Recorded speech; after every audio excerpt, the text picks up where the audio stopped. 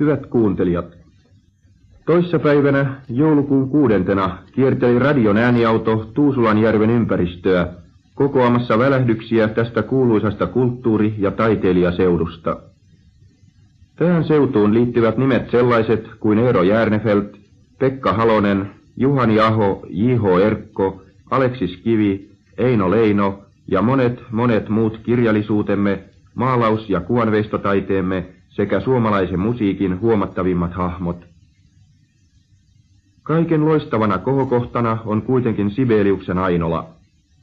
Tiesimme, että mestarisäveltäjämme karttaa kaikenlaista julkisuutta, että hän ei halua puhua itsestään eikä työstään, että hän haluaa ja hänen täytyy saada olla rauhassa sivullisten häiritsemättä Ainolassaan. Professori Sibelius soi kuitenkin radiolle harvinaisen ja suuren kunnian suostuessaan puhumaan muutaman sanan mikrofoniin. Tuusula-kierroksemme päättyessä Ainolaan itsenäisyyspäivän iltana tulimme lujasti vakuuttautuneeksi siitä, että Ainola on tällä hetkellä majesteetillisessa rauhassaan ja korkeata kulttuuria henkivässä ilmapiirissään ainoa koskemattomana säilynyt kohta Tuusulan entisessä taiteilijasiirtokunnassa.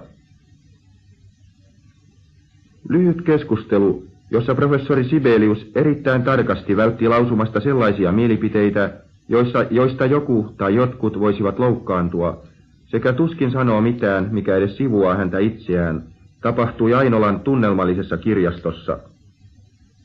Mestari istui nimikko nojatuolissaan tuttua sikaariaan poltellen, jalkalampun valokehä muodosti kirjaston kulmaukseen pehmeän piirin. Saanko aluksi tiedustella teiltä, professori Sibelius, kuinka kauan olette asunut Ainolassa? Se on kai 43 vuotta. Pitkä aika sitten. Käykö täällä Ainolassa paljon vieraita? Käypi, etenkin ulkomaalaisia. Ja he ovat varmasti monetkin jatkuvasti halukkaita tulemaan tänne, vai kuinka? Ovat. Joo, niin, ne on kaikki pyrkineet tänne, nuo virtuusit ja niin. taiteilijat, mutta mä hyvin harvoin niitä otan vastaan niitä. Täällä Ainolassa, kun te olette suurimman osan sävellyksistänne tehneet? Olen. Aivan. Mutta myöskin muualla, eikö niin? Muualla myöskin. Professori Sibelius, mitkä teokset te olette säveltänyt ulkomailla? Olen säveltänyt toisen sinfoniani Italiassa ja 3. Pariisissa. Ja Bocchi Sintime Quartetto olen säveltänyt Lontoossa. Ja muuten, kuten äsken oli jo puhe, niin suurin osa on täällä, olen säveltänyt Ainolassa. Aivan.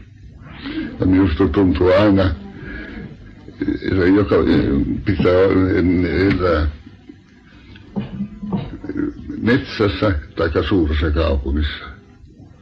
Mutta täällä Ainolassa tämä hiljaisuus puhuu. Niin.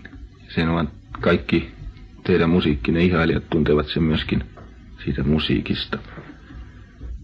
Missä kaikissa Euroopan maissa te olette, tai maailman maissa te olette matkustaneet? Varmasti taitaa parempi olla luetella niitä maita, joissa ei ole ollut. Ja Afrikassa minä en ole ollut. Mutta Euroopassa kaikkialla. No ja Amerikassa. Niin. Te saatte varmasti paljon erilaisia tervehdyksiä kaikkialta maailmasta, pikkulahjoja, muistoesineitä ja niin poispäin. Haluaisitteko te kertoa näistä jotakin? Niitä on tullut Intiasta ja Uudesta-Seelannista, Australiassa niin. Ja Uudessa-Seelannissa soittaa minun sävellyksiäni hyvin paljon ja myöskin Etelä-Afrikassa. Aivan. Kaupungissa. Te taidatte saada kirjeitä vähän joka puolelta maailmaa jatkuvasti. Saan. Niin. Jopa Japanista. Aivan. Mutta minua on esitetty hyvin paljon. Ja olen saanut lahjan Japanista, joka oli Kalevala, joka oli käännetty japaniksi. Mitä muita tällaisia mielenkiintoisia lahjoja mahdollisesti on tullut? Mitä sieltä Intiasta on tullut? Siellä tuli omituinen lahka, se oli jyvä. Riisijyvä. Riisijyvä, jolla oli kaiverrettu nimeni. No se on pienillä kirjaimilla sitten ollut. Ja se oli ihan mikroskooppisia. Niin. Mutta ne näkyvät, niillä on, se on kansan taidetta siellä. Haluaisitteko te, professori Sibelius, kertoa, kuunteletteko te paljon radiota? Kuuntelen hyvinkin paljon. No, niin.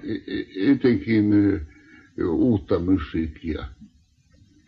Näin radion kannalta on tietysti mielenkiintoista saada tietää, mikä on teidän, professori Sibelius, mielipiteenne radion merkityksestä musiikille. Sillä on hyvin suuri merkitys.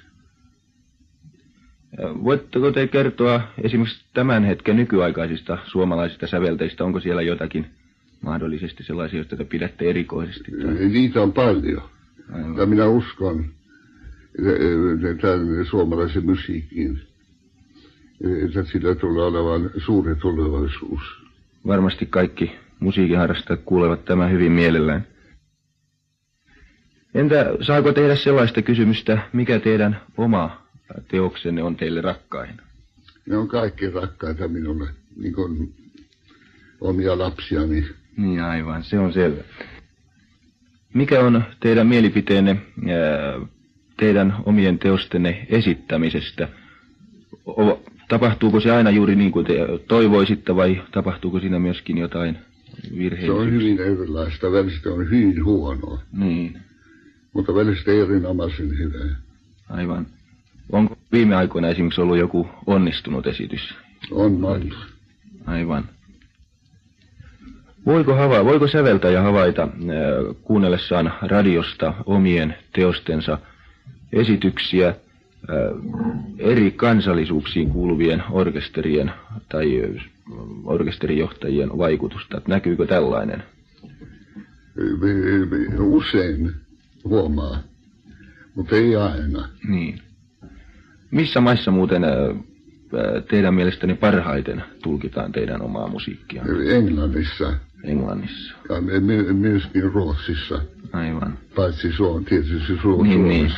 Se on se. Jossa on traditiot niin elävät. Olen ollut huomaavinani, että jota enemmän minun musiikkiani soittaa sitä oikeammin. Oikeammin nuo temput alkavat mennä, niin. No onko teillä jokin määrätty mieliorkesteri esimerkiksi Suomessa tai taiteilija, joka mieluummin kuulisit esittävän omia kappaleitanne? Niitä on monta, jotka esittävät erinomaisesti minun selvitykseni. Niin. Haluaisitteko te, professori Sibelius, kertoa, vieläkö te edelleen sävellätte? Minä en koskaan puhu sävellystyöstäni enkä sävellyksistäni, mutta löytyy journalistia, jotka ovat keksineet yhtään toista. Mutta he ovat siis kirjoittaneet ilman teidän lupaanne tällaista. Aivan. Mutta vielä palataksemme nykyaikaiseen musiikkiin, jota te niin paljon kuuntelette radiosta, haluaisitteko te sanoa siitä jotakin erikoista? Tämä moderni musiikki minua hyvin kiinnostaa. Ja minä luulen, että minä jotakuinkin olen selvillä siitä suunnasta, niistä suunnista, josta on tulevaisuudessa, jolla on tulevaisuus. Minkälaisia? Voisiko jotain minua eniten intresseeraa sinfoniamuodot. Aivan. Ei teillä ketään erikoista mielisäveltäjää siis ulkomailla tai kotimaassa ole? Sitä on vaikea minun sanoa, niitä on hyvin paljon. No yrittävätkö monet näistä nuorista taiteilijoista niin saada suoraa ohjeita teiltä, kun he esittävät? Harvoin. Jos teidän luoksenne tulisi joku nuori säveltäjä tai sellaiseksi aikova ja kysyisi teiltä neuvoa työlleen, mitä te silloin sanoisitte hänelle?